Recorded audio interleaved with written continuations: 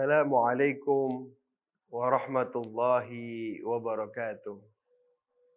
Alhamdulillah wassalatu wassalamu ala Rasulillah wa ala alihi wa sahbihi wa mawala wala haula wala quwata illa billah. Rabbi israh li sadri wa yassir li amri wahlul 'uqdatan min lisani yafqahu qawli. Pemirsa Dalwa TV, sahabat Al-Kisah yang dimuliakan oleh Allah, alhamdulillah. Kita bersyukur kepada Allah Subhanahu wa taala telah diberikan umur yang panjang, telah diberikan sehat wal afiat sehingga kita bisa bersama-sama menggunakan waktu ini untuk belajar ilmu agama, untuk mengaji, untuk mendalami lagi agar kita semakin akrab, agar kita semakin dekat lagi dengan ilmu agama, agar di rumah kita juga dihiasi dengan ilmu agama, sehingga mudah-mudahan rumah kita penuh dengan nurul ilm. Sehingga mudah-mudahan berkat kita semua belajar ilmu agama, rumah kita dijadikan rumah yang sakinah, rumah yang mawaddah, rumah yang rahmah, rumah yang penuh dengan kebahagiaan, rumah yang penuh dengan keberkahan. Sebab seseorang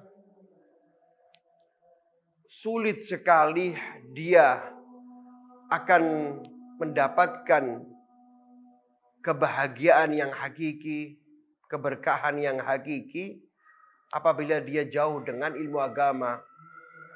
Karena dikatakan juga seorang anak bisa menjadi anak yang soleh, bisa menjadi anak yang soleha yang benar-benar apabila dia mengerti dengan ilmu agama. Sebab ketika dia belajar ilmu agama, dia akan mengetahui bagaimana manfaatnya orang yang belajar ilmu agama.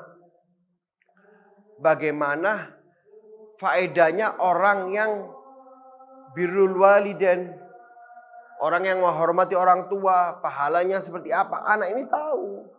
Dan juga anak ini juga tahu bagaimana bahayanya kalau dia durhaka sama orang tua.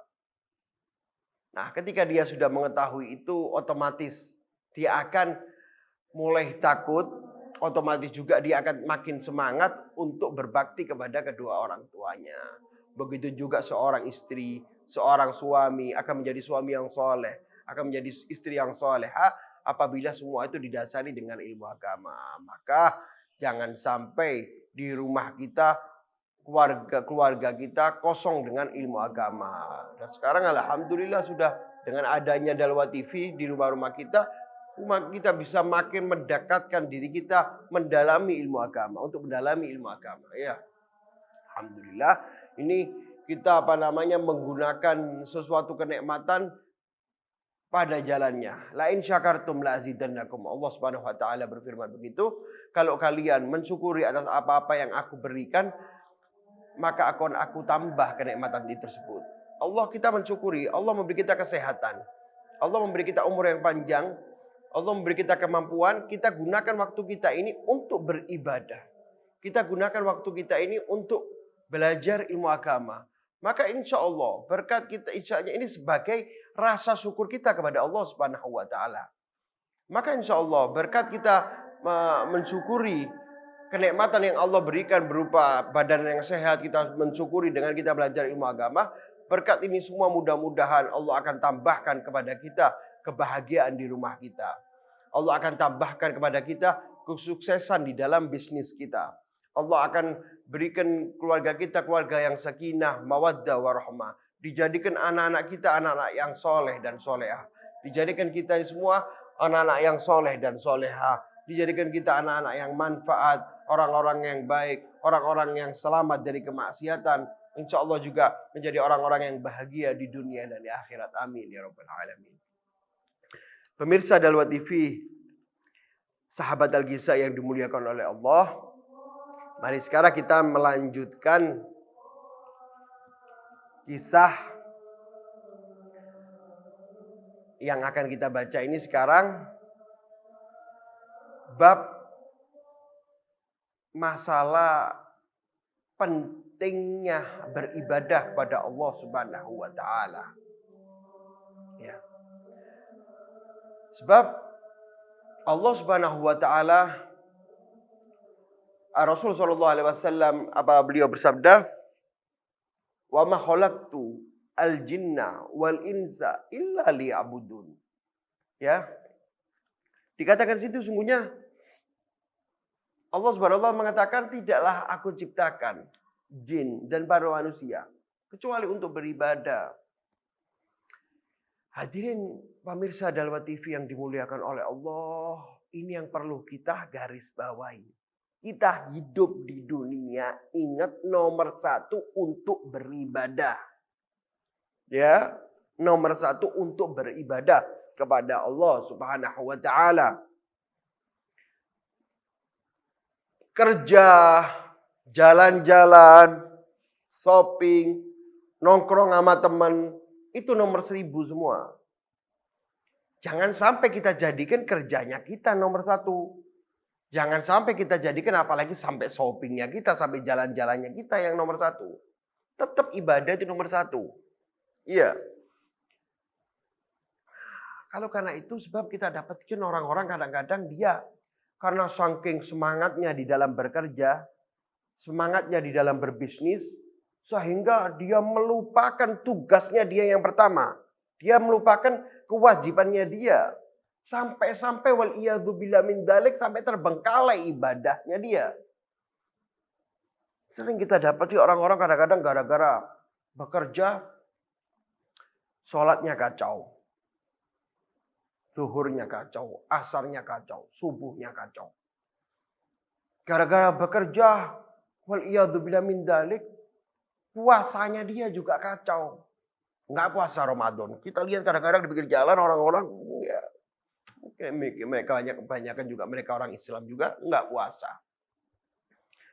Alasannya kerja yang berat, ini dan itu. Kalau kita mundur satu langkah, kita berpikir sejenak, mereka bekerja, mencari uang, mencari rezeki kan. Yang memberikan rezeki siapa? Apa bosnya? Apakah tetangganya? Yang memberikan rezeki tidak lain kecuali Allah Subhanahu wa taala. Bagaimana dia mengharap rezeki dari Allah Subhanahu wa taala, akan tetapi dia meninggalkan kewajiban Allah Subhanahu wa taala. Kan malu ini, nggak sopan kan? Dia hanya menginginkan rezeki dari Allah, akan tetapi sholatnya nggak mau, ibadah nggak mau, bahkan sampai maksiat. Udah ibadahnya malas, pakai maksiat lagi. Nah, ini harus diingat lagi, sadar Pak, kita nih hidup untuk beribadah. Jangan mencari uang sampai melalaikan ibadahnya kita. Kita nggak apa-apa, kita dianjurkan mencari uang. Kita dianjurkan mencari nafkah buat keluarga kita. Hah? Bahkan wajib kita memberikan nafkah buat keluarga kita. Akan tapi jangan sampai lupa, jangan sampai ibadahnya terbengkalai. Ya, sebab gara-gara ibadahnya sendiri itu nanti yang akan meluaskan rezekinya dia. Rasul Shallallahu Alaihi Wasallam beliau pernah memerintahkan Sayyidina Abu Bakar As-Siddiq. Beliau mengatakan kepada Sayyidina Abu Bakar, "Ya Abu Bakar, mur ahlaka bis-shalah fa innaka ya'tika birrizqi." Wahai Abu Bakar, suruh keluargamu suruh sholat, suruh perhatian dengan sholat, suruh banyak-banyak sholat. Sesungguhnya sholat itu bisa mendatangkan rezeki. Semakin banyak sholatnya, rezekinya semakin banyak juga. Orang sekarang enggak, maka ayo mari. Kita sekarang hidup, selain kita belajar ilmu agama, kita sekarang pelan-pelan kita mencari keberkahan. Mencari keberkahan, pelan-pelan juga kita mencari pahala yang besar. Kita, kalau ada orang yang di kanan kiri kita, saudara kita, teman kita, tetangga kita yang dekat sama kita, apalagi mereka sampai ada hati sama kita, omongan kita didengarkan sama dia, walaupun kita bukan ustadz, tetap kita coba omongin. Bagi mereka-mereka yang sampai sering-sering melupakan ibadahnya mereka, diomongin, dinasihatin, Pak, sholatnya tetap. Kadang, aduh, saya nggak kuat, saya kalau sholat nanti ibadahnya saya ini kerjanya saya nggak dapat semua. Saya supir bis, saya supir mikrolet. Kalau saya sholat nanti orang gimana semua. Tetap usahakan sholat walaupun sebentar. Masa sampean lebih memikirkan, waduh nanti kalau saya sholat nanti penumpang bisa marah sama saya.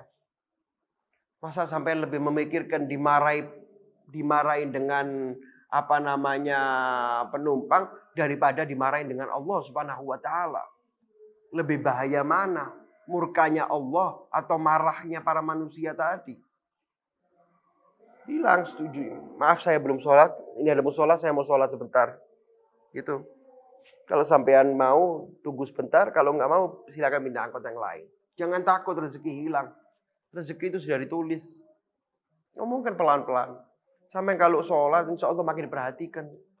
Seperti saya bilang tadi, kalau Sayyidina Abu Bakar disuruh Rasulullah untuk keluarganya banyak-banyak sholat, karena sholat itu bisa datangkan rezeki. Bahkan nanti, Pak, kenapa nggak sholat? Kenapa nggak sholat, nggak puasa? Oh iya, kalau puasa saya nggak bisa kerja. Nah, itu harus pikirkan, cari solusi yang terbaik. Ambil kerjanya agak siangan, ya minta waktu, minta yang enak. Kadang yang kerjanya dari pagi, orang-orang juga nggak merasa haus, nggak apa-apa. Cuma kadang-kadang dia kebawa dengan setan, kebawa dengan hawa nafsu. Hawa nafsunya dia. Sehingga dia ditakut-takutin. Kalau saya puasa nanti saya lemes, saya haus, saya lapar. Berapa ribu orang berangkat kerja di pagi hari sampai sore hari. Dan mereka juga nggak bisa puasa juga dengan sempurna. Bahkan di tempat kerjanya ketika sepi dia sempat baca Al-Quran. Nah, itu yang harus kita tiru. Ayo. Mari Pak. Itu kalau ada satu orang, sebab kita bilangi, dia mau akhirnya berpuasa, akhirnya dia mau sholat, kata Rasul SAW, khairu min humrin na'am. Itu pahalanya seakan-akan kita lebih seperti bersedekah. Humrin na'am itu unta merah. Seperti kita bersedekah unta merah. Di zaman Nabi SAW, kendaraan yang paling bagus, kendaraan yang paling mahal adalah unta merah. Jadi kalau kita orang memberikan satu manfaat sama orang lain, seakan-akan kita bersedekah seharga unta merah. Kendaraan yang termahal sekarang apa? Anggap mobil harga 2 miliar. Masih ada lagi di atas itu 2 miliar aja. Kalau kita orang satu orang kita omongi dengan hati yang ikhlas, tidak mengharap apa-apa, akhirnya orang itu mau berubah, mau dia sholat, mau dia beribadah, seakan-akan kita bersedekah 2 miliar. Itu kalau satu orang, kalau 10 orang kita bilangin. Itu kalau satu masalah, kalau masalah sholat saja, kalau masalah puasa, semakin banyak masalah, semakin banyak juga. Nah, jangan sampai kita hidup mengisi keseharian kita ini tanpa mendapatkan pahala. Terus, sehingga kanan kiri kita pada selamat semua. Khususnya keluarga-keluarga kita. Harus kita perhatikan. Mari kita membaca kisah yang sangat bagus ini. Sebelum kita membaca kisah tersebut, pemirsa Dalwa TV yang dimuliakan oleh Allah, sahabat Al-Misa, jangan kemana-mana, sabar, tetap menghadap layar TV. Akan kita lanjutkan nanti kisah tersebut. Mudah-mudahan kita bisa mengambil hikmah dari kisah tersebut. Amin ya rabbal alamin.